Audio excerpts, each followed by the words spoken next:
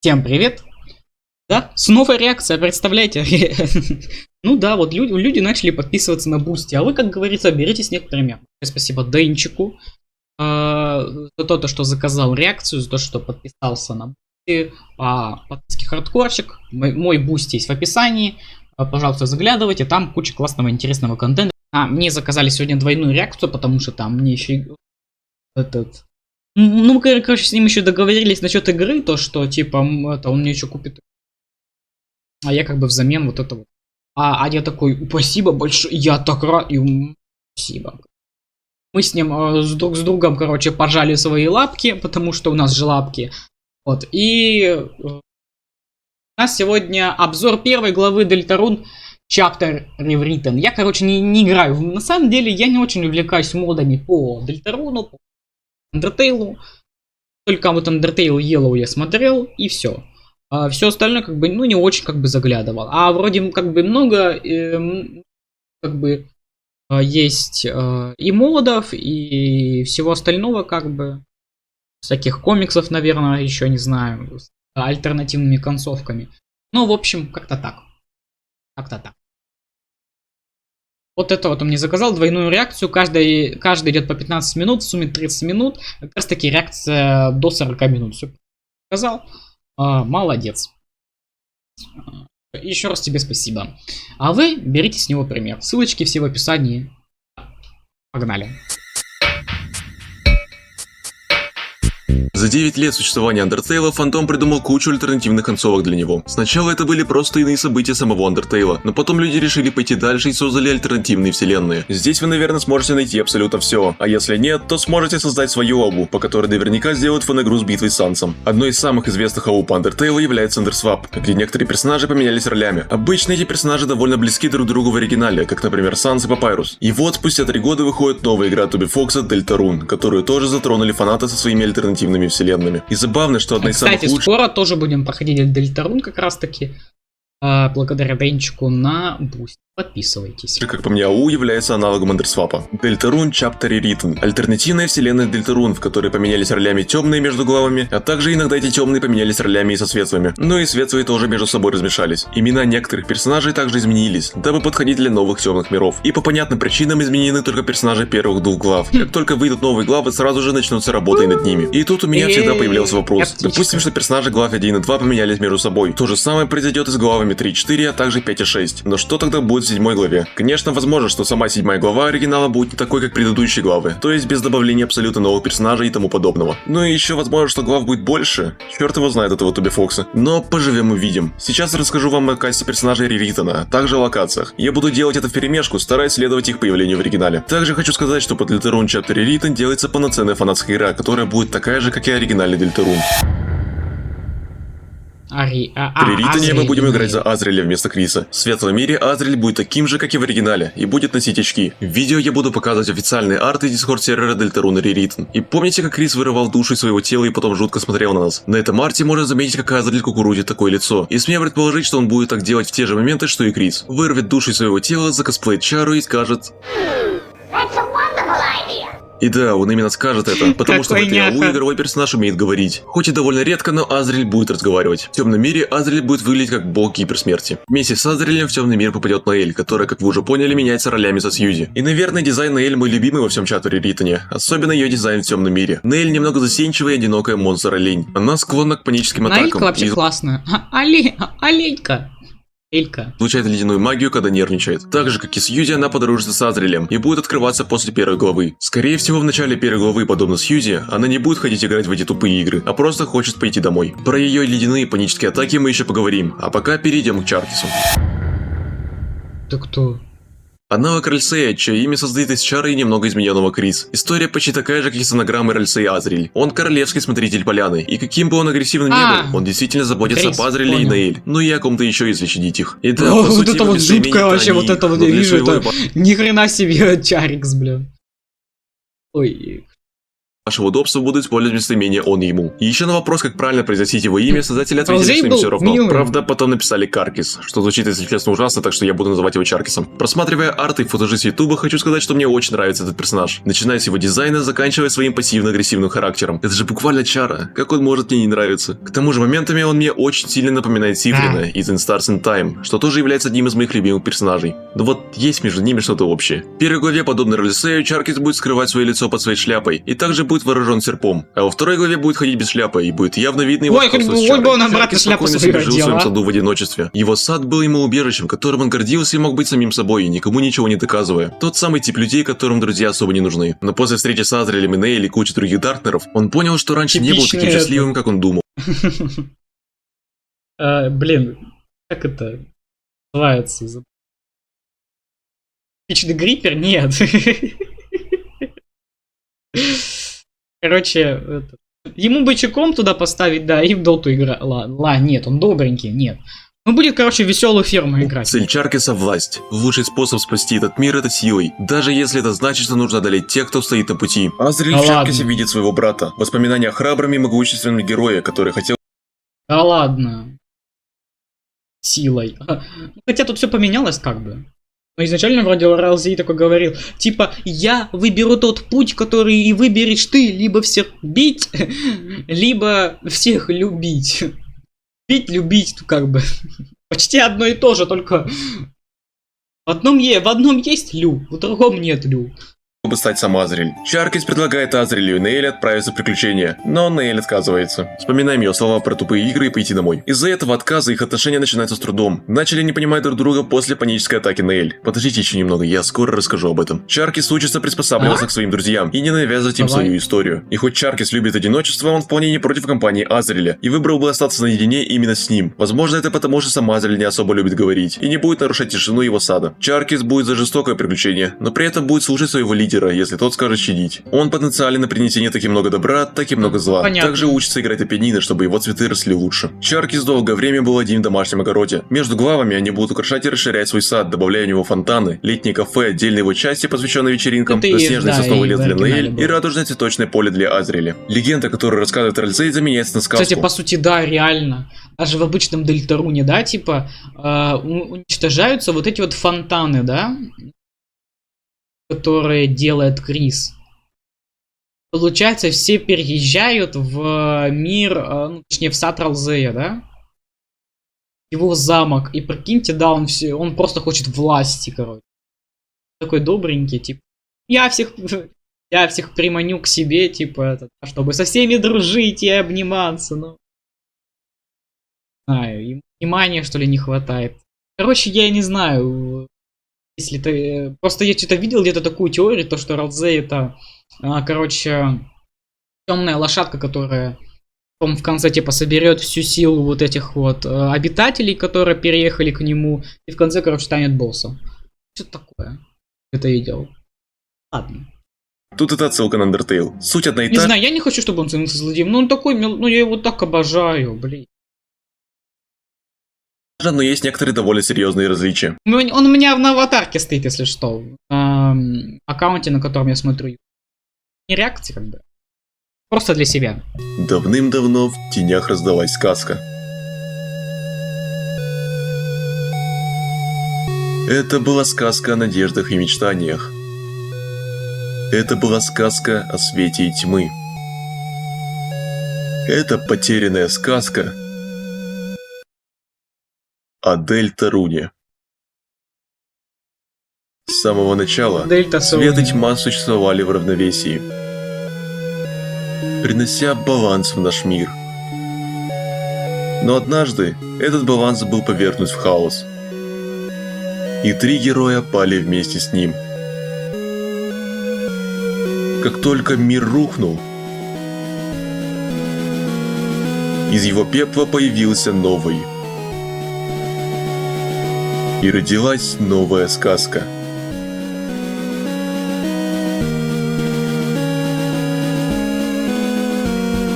Сияя на вершине мира, на свет выходят 3 новых героя. Мечтатель, волшебник и эхо из потерянного мира. Какой еще эхо? Только Какой они еще могут эхо? сохранить священный баланс, сохраняя стабильность между светом Блин, как и же я не люблю пророчество, это прям вообще. Это не пророчество, Ромка, это сказка. тьмой. Наконец, изгнав Значит, она не детских должна титанов сбыться, раз это сказка, а не пророчество, все. и остановив Опа. мир от погружения обратно в тьму. В настоящее время фонтан тьмы, гейзер, придающий форму этому миру, находится по центру Королевской поляны.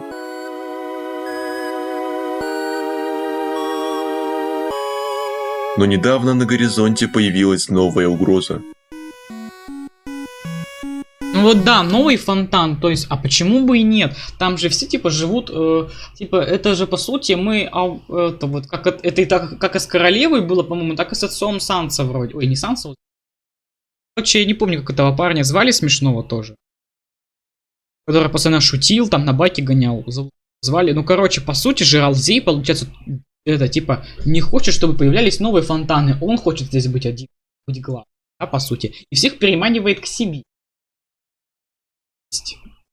А разве новый фонтан несет какую-то... Ну, хотя он несет, наверное, угрозу для нового мира. Да? Но, по сути, для мира тьмы... А, ладно, не важно. Теперь они Не буду должны углубляться в эту. запечатать фонтан, Нахрен. иначе мир снова погрузится в тьму.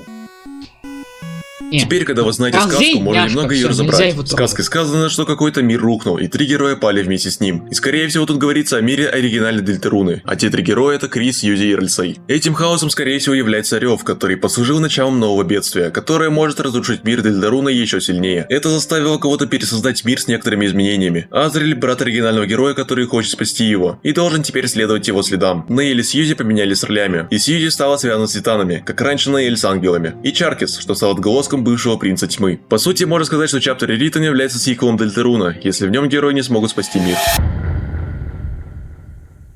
Бёрдли поменялся ролями с Лансером и получил имя Нёрд Лансер для слова вызвал, Нёрд, всё. то есть зануда. Я надеюсь, фальсификаторы его не будут называть занудли или что-то типа этого. Мне уже хватило Звездара. Является птичьими мозгами в этом темном мире. Любит играть ДНД и очень нуждается во внимании и похвале от окружающих. В светлом мире является червовым в оригинальной амулетом. игре Также утка является меня постоянным бесила, лицом нахрен королевы. Лансер в оригинале называл светлых клоунами. Нёрдли же называет их лузнерс. Совмещение слов лузеры и светлые. Аналогом байка Лансера является топовозкой второй главы оригинала. Ведь этот старый ос, в Раз котором лов дизайн прикольный. Нёрдли точно больше не является каноном. Чего не могу сказать об остальном видео. Возьмем пока что его за канон, в котором Нёрдли портит цветы Чаркиса и откупается птичьим кормом.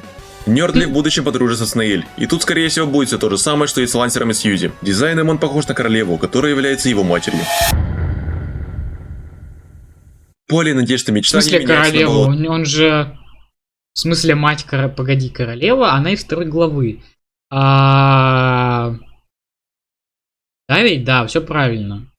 Лансер же был сыном главного предводителя вот в первой главе.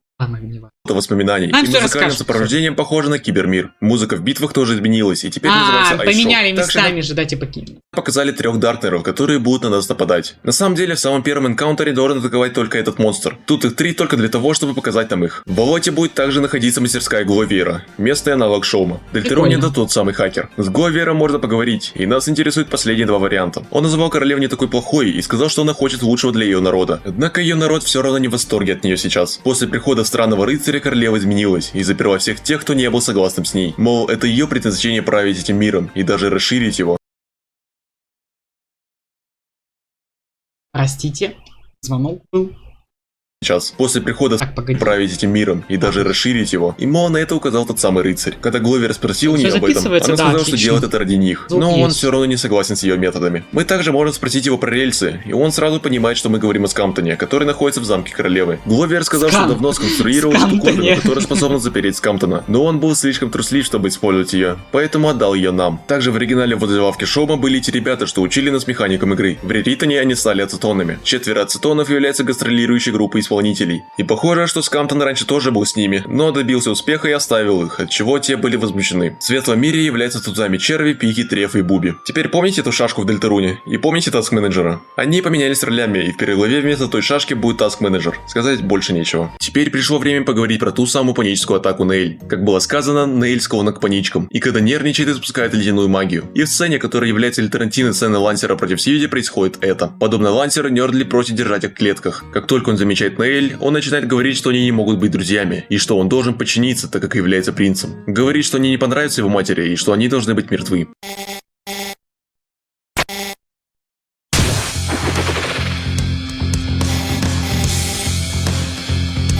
Звезда тебе пришла. Ты заморозит его нахер, да?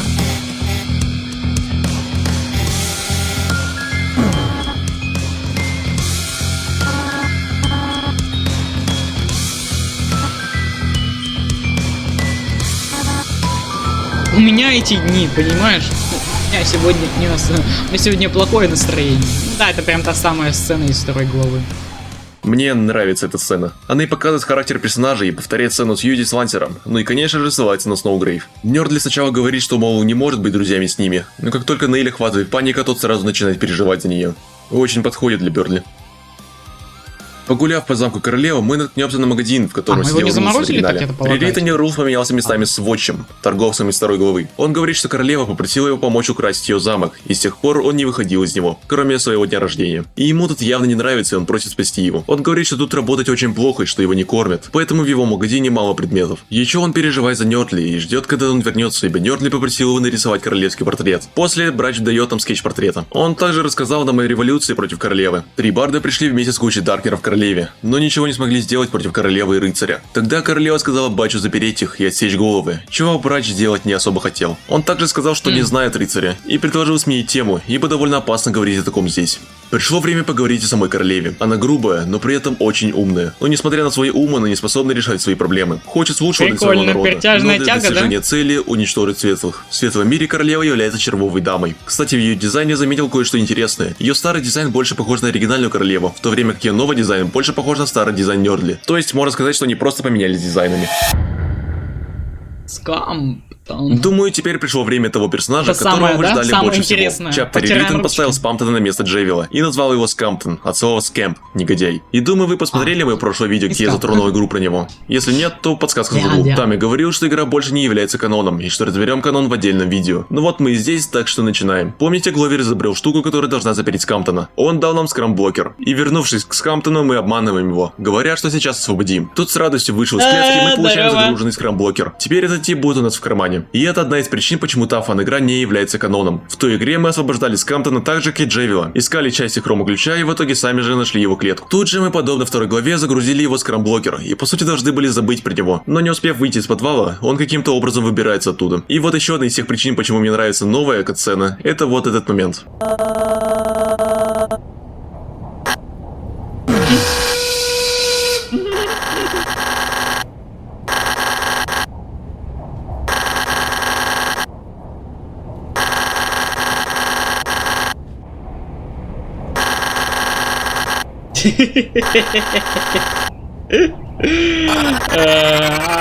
Позабавил меня это дело, когда я впервые его прочитал. А теперь перейдем к самому Скамптону. В светлом мире он является тузом звезд, забытая и исключенная масть. Раньше Скамптон был Джокером, но его решили сделать пятым тузом. Эту пятую масть практически не использовали, что подходит под Скамптона лучше, чем Джокер. Редизайн Скамптона был почти полностью случайным. Изначально это был просто одним из вариантов его дизайна, который в дальнейшем был расширен. Новый дизайн Скамптона сильно вдохновлен как его оригинальным дизайном Винтерера, так и Дементии и Супер Пейпер Марио. Танец Скамптона тоже был обновлено, чтобы больше подходить для Спамптона. Спамптон, когда атаковал возле мусорки, держал обе руки поднятыми. И еще немного про скрамблокер. Скрамблокер — это игра слов и состоит из карт скрэмблер, штука для тасования карт, и адблокер, блокировщик рекламы. Диалоги Скамптона также были обновлены. Он больше не ссылается на современные игры своей речи. Теперь он ограничен настольными играми, а также видеоиграми до очень раннего времени, вроде бы до 2000-х годов. И еще хочу сказать, что в той фан-игре перспектива была все бы хотели бы такую большую дубинку. Перед нами. И еще мы видели 3 героев. Сначала я думал, что это будет во всем чаптере Ритоне, но не совсем. Такая перспектива будет только у секретных боссов. То есть, когда выйдет фан-игра с Джанкилом, обычная битва будет с перспективой оригинального Дельтаруна, а бой против Джанкова Редукс будет с такой же перспективой, как тут. Но и для первой главы остался только Game Over и аналог Don't Forget. Но сначала хочу сказать, что это видео получилось уже... Если они с Элькой поменялись, да, то, по-моему, во второй главе на Элька, да, там временно была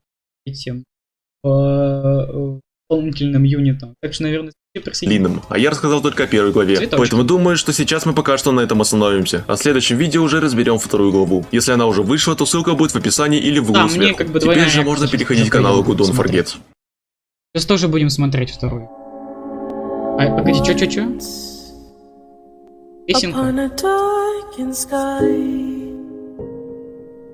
Freedom was calling out to the light, for the worlds they rewrite lost within a fantasy. Know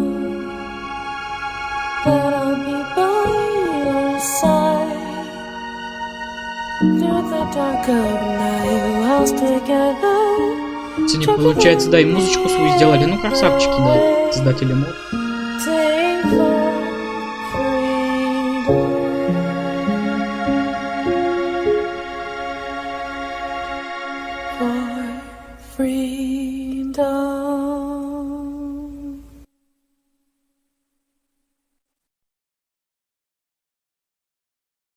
Это все? Да, видимо, все. Хорошо, сейчас пойдем смотреть. Ой, простите, микрофон задел. Сейчас буду смотреть следующую главу. Так, вот мы уже и здесь, да? В прошлом видео я рассказывал вам о персонажах и локациях первой главы Deltarune Chapter Rewritten. Ссылка в описании. Сегодня же я расскажу вам о второй главе данного проекта. Информации будет меньше, но при этом некоторые персонажи мне нравятся даже больше, чем в первой главе. Ладно, не буду выдавливать из себя вступление, поэтому переходим к разбору, который по структуре будет таким же, как и в прошлом видео. То есть разберем персонажей и локации по мере их появления в сюжете. Также хочу сказать большое спасибо Випуту за информацию о проекте. Он является участником команды Реритона. Как я и говорил в прошлом видео, Наэль и Сьюзи поменялись ролями. Да. И сказать честно, про Сьюзи не особо много информации. Сейчас даже нет ее нового дизайна, только старый от Винтерер. И поэтому Арту может сказать, что у нее будут острые зубы, длиннее хвост, и она все еще будет любить кушать мел. Сьюзи будет такой же грубой, как и в оригинале. Также она будет связана с основной проблемой переписанного Дельтаруна, с титанами. Все то же самое, что и Наэль с ангелами в оригинале. С учетом малого количества информации не только о Титане в Реритоне, но и об ангелах в оригинале, говорить что-то будет сложно. Поэтому просто будем ждать. Еще хочу сказать, что Наэль в оригинале была ключом для пути Сноугрейва. И так как тут на роль Наэль вступает Сьюзи, будет интересно, как пройдет ее путь Грейвбастера. Вместо Айсшока Сьюзи будет использовать Рутбастер. И если в оригинале мы замораживаем... В смысле... Тут еще что ли непонятно, что будет, или что? Я не понял. Или вторая глава вышла, или не вышла. Он тут просто говорит, типа, мы пока не знаем, ждем, когда Сьюзи выйдет, или что-то такое, я не знаю. Типа, она будет использовать, в смысле, это будет? При Ритоне вместо заморозки мы будем превращать их в каменные статуи. Видимо, это сделано из-за этого момента с Лансером из оригинала, где он превращался в каменную статую, потому что находился в чужом темном мире.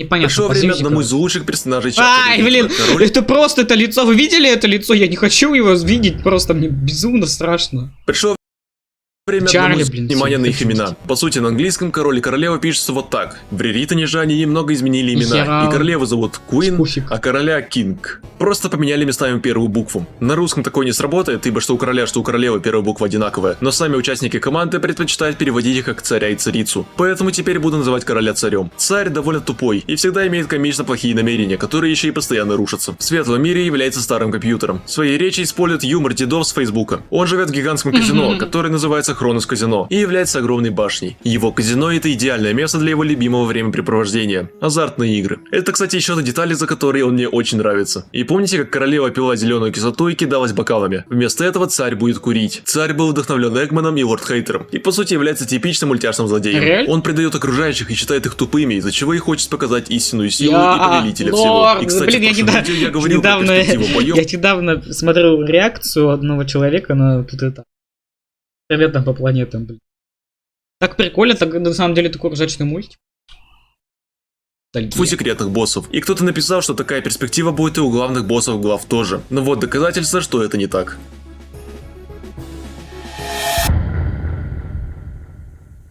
Техномир — это аналог кибермира. По музыкальному сопровождению похож на поле надежд и мечтаний. В нем мы можем встретить Нита, в оригинале тот самый хакер. Информации о нем не очень много, но есть эти официальные комиксы, которые я перевел и сейчас покажу.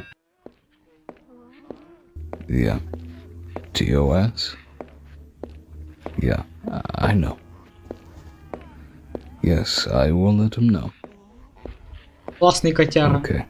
А у него ушки в виде мышки, прикольно. Прикольно.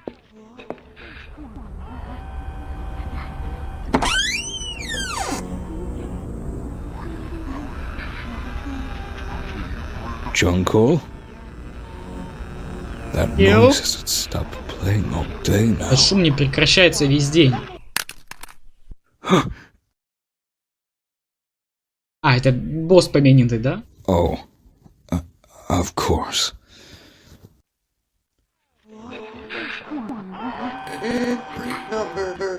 Запись номер 29.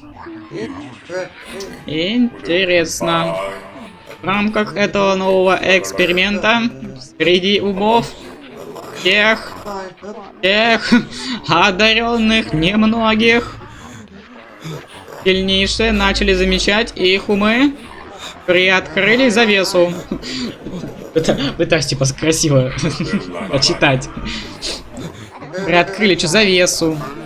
Сильнейшие начали мечтать, что их жизни не похожи на их прошлую. Что они изменились, они ищут ответы. Марионетка смеется, дьявол плачет. И я чувствую... грубо слышать того, кто не говорит с тобой. Ну, жутко. Не кот.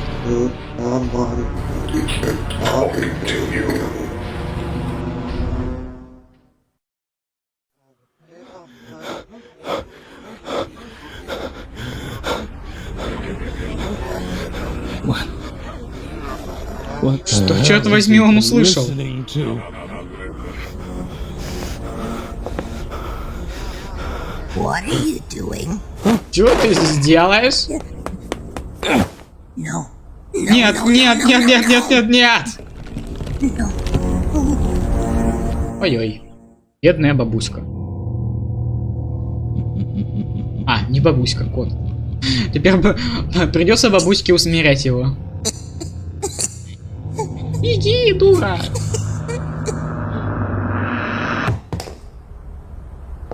Why did you do that? I didn't mean to. What have you done? Что ты наделал? Это радио все, что у меня было. Why do you care so much about that Почему так radio? волнует тебя это радио? Look at what it's done to you. Посмотри, что оно сделало с тобой. Don't you А, все-таки с бабкой. me, Cordy.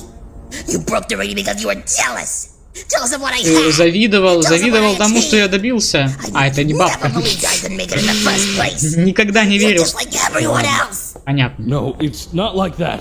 I came in here to find you. Jungle?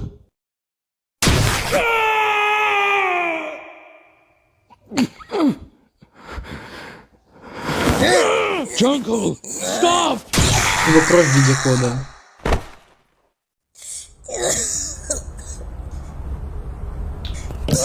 Да ну чё вы подрались-то? Почему я думал, что она бабка? За озвучки, наверное. So I ended Also up on this discovering goal, that moss isn't actually all that bad. Azzy, I know you're a goat, but come Прикольный on. комикс. Oh no, I've actually tried it myself. It's not bad. I second that notion. It's delicious. Ну, кто там болтает? There's still hope yet.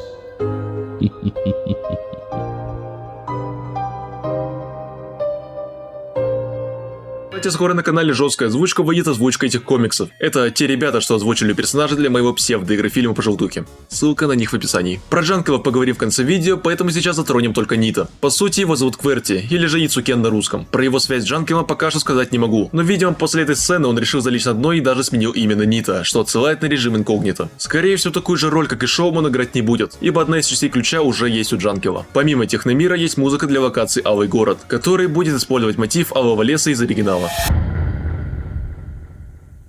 Местный лансер и аналог Бёрдли. Рейнджер хочет стать плохим парнем и очень хорошо ладится с Юзи, но несмотря на свои желания, он очень мягкий внутри, а также пахнет как свежая картина. На старых концептах Рейнджера он был похож на енота, сейчас же он больше напоминает хомяка и оригинального лансера. С участием Рейнджера есть две катсцены, одна это битва против него и вторая в лифте. В битве ничего особенно интересного нет, поэтому перейдем к лифту. Эта сцена является аналогом той сцены с историей Бёрдли и отсылает на разговор в лифте из первой главы. И кстати, помните в оригинале все Даркнеры превращались в каменные статуи в чужих мирах, тут же они будут потихоньку замораживаться. Теперь к истории Рейнджера. Он на самом деле не такой уж хороший судья. Причем Нейль говорит, что раньше ты к Рейнджер этому был случайно довольно не хорошим причастен? ребенком. Рейнджер говорит, что раньше он часто подвергался буллингу из-за того, что всегда старался выглядеть круто, но над ним все просто угорали. Однажды он украл у Сьюзи ее сэндвич с ветчиной, за что она прижала его к шкафчику. Она выглядела угрожающе, будто собиралась навредить ему, но она не смогла этого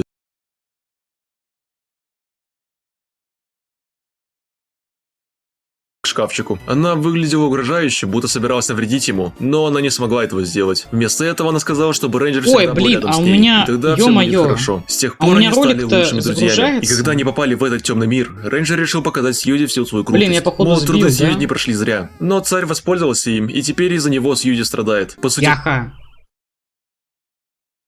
Только не говорите то, что я случайно ролик загубил. У меня там ролик так-то идет больше часа. Он там рендерился долго, и я выключил. Зашибись. Мне сегодня его надо выкладывать. Как он сегодня успеет еще и на YouTube зарендериться? Ой.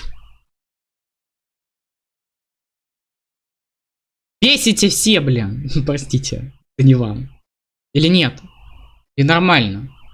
Ну-ка. О, он зарендерился. Ой, повезло. Сейчас тогда после записи его выложу.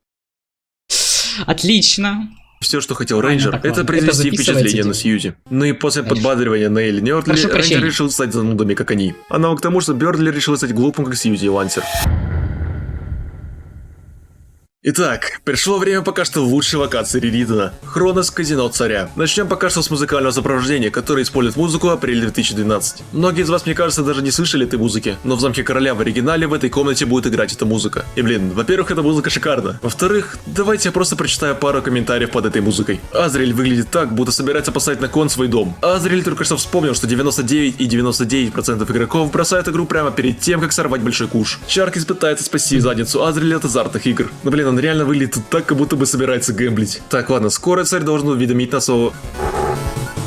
Просто этот Ралзе играет в гачи. Азриэль, точнее.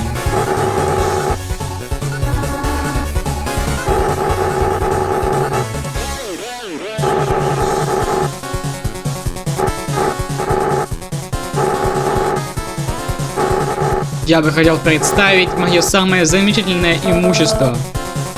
Скажи уже. Откни. Он из этих говорит. Так, чё, как я и говорил, представляю вам свою гордость и радость. Познакомьтесь с моим псом.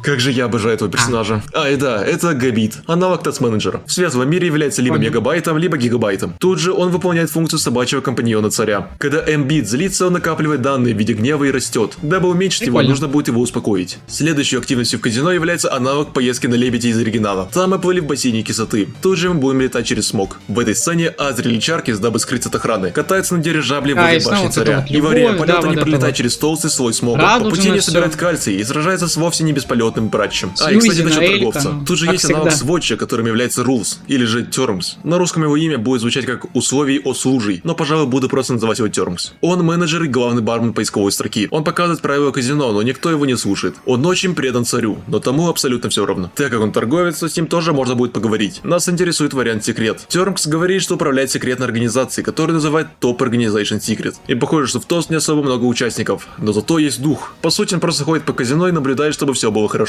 Также он немного рассказал о Джанкеле и о доспехах в катакомбах. Джанкел не особо нравился Тернксу, но одно время он был важной персоной в казино. Но после отмены его радио Тернкс просто забанил Джанкела. Так сказать, ему не нужен хаос, который нарушает его правила. И по поводу доспех. Один из тех сватцев создал их. Он вложил туда свои самые смелые фантазии о том, как стать героем, рыцарем, как стать главарем королевской стражи. На то, что Джанкел спер доспехи, ему было как-то все равно. Все, что он сказал, это то, что Джанкел был заинтересован в них и даже пытался несколько раз вломиться в катакомбы ради них. На этом с Тернксом все. Единственное, что скажу, скажу, он немного напоминает Метатона, в частности X-версию, и музыкальное сопровождение отсылает на It's Raining Somewhere Else и тему Руза. Теперь в казино осталась только битва с царем, причем только обычная битва, ибо битва с его гига-версией еще не показали. В целом сказать особо нечего, разве что по понятным причинам в битве будет участвовать еще и А Рейнер. гига-версия это...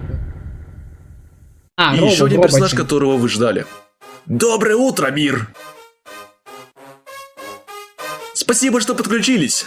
На связи ваш любимый ведущий Джанкил The Джанкил. Перед вами Джейвел на роли Спамптона, что является ведущим радио. По его первой встрече можно узнать, что от Джанкила отвернулись абсолютно все. Отсюда и какое-то название для это тот одного из самая его бабка. саундтреков. Бабка. «Битва Да почему против она не мира». бабка? Он также предлагает сотрудничество Азрилю, ведь с Джанкилом он сможет абсолютно все. Да, отсюда тоже следует название другого его саундтрека. В прошлом видео я не говорил, но так как Джанкил и Скамптон являются секретными боссами, в их саундтреках можно услышать слова, а также они сами порой будут озвучивать свой текст. И в случае Джанкила вот его фраза. «Со мной ты можешь сделать что угодно. Я могу, ты можешь, мы можем сделать что угодно». Что сказал Джанкил после битвы, мы пока что не знаем. Но наверняка, подобно Спамптону, он просто скажет Азрилю, где его искать. Видимо, вторая глава не доработана, что ли? Поэтому направляй. Просто обзор, а как бы там непонятно со Сьюзи, то есть они, видимо, вторую концовку не сделали, ну, этот второй путь.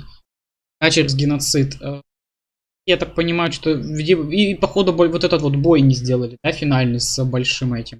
Магазинчик Джанкила, где можем поговорить с ним. Он рассказывает нам о нашем партнерстве. Как уже было сказано, в катакомбах царя есть старые доспехи, которые очень интересовали Джанкила. Он просит нас достать их, но вот незадача. Нам нужен ключ для этого, который еще и разбросан по частям. Как хорошо, что Джанкил знает, где лежат все части ключа, и поэтому может продать там клавишу Ctrl. По всей видимости, он украл эту клавишу у Нита, который думал, что хорошо следит за Джанкилом. Иногда Джанкил будет говорить, используя азбуку Морзе. И в этой части, где он говорит о себе, он сначала говорит, что всегда искал хаос в порядке, и нашел Азриля. После этого заключил и начал повторять: «Я не могу найти это, я не могу найти это, я не могу найти это».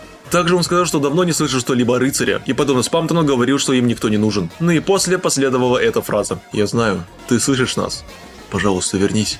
Больше ничего особенного он не сказал. Давайте его перезагрузим. Собрать клавишу Ctrl. И кстати, если у Спамптона валютой были кромеры, то у Джанкила это рандосы. Теперь же осталась последняя катсцена с Джанкилом. Эта катсцена будет использована в игре про Джанкила. Тут можно увидеть те самые доспехи, которые похожи на те, что носит Андайн. Трудно пока что сказать, как будет работать перемещение Джанкила в эти доспехи. Сам Джанкил ничего не говорил про это, и в этой сцене мы просто потыкали, покричали и пару раз побили эти доспехи. Но ничего не произошло. Зато сразу после выхода из комнаты появляется сам Джанкил Редукс. В целом, вся эта сцена повторяет оригинальную сцену перед битвой со Спамптоном Нео. Если хотите, можете сами потом ее глянуть. Но блин, как же круто выглядит сама арена. Интересно, как она будет выглядеть в бою с перспективой секретных боссов. И думаю, сейчас нужно будет немного рассказать о самой игре. В ней будет два боя. Первый бой против обычного Джанкила возле того мусорного бака. И второй бой против его редукс версии. Сейчас прогресс по игре идет довольно медленно. Команда сейчас старается полностью закрыть главы, так как скоро выйдет новая глава оригинального Дельтаруна. Пока что сказать, когда выйдет игра, я не могу. Поэтому просто будем надеяться, что к концу года мы точно сможем в нее поиграть. И еще, кстати, хочу обратить внимание на то, что поет Джанкил в саундтреке «Битва против мира». У Спамптона в Бигшоте тоже была такая часть, но то, как она звучит у Джанкила, мне нравится больше.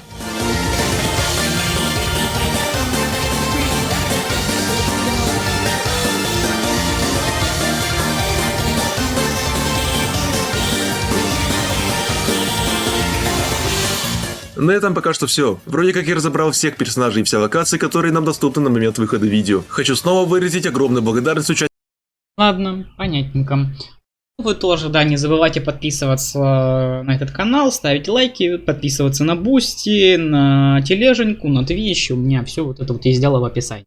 Давайте, всех люблю, всех обнял. Ой, нет, это для стримов. Прощайте. Подписывайтесь на канал, ставьте лайки, пишите комментарии. До встречи в следующей реакции, которая непонятно когда будет, потому что я опять как бы вот это вот записываю вот эти вот две реакции, да, выкладываю их и опять залегаю на дно, пока кто-то что-то не закажет или мне не взбредет голову что-то посмотреть. А так, удачи, покеда.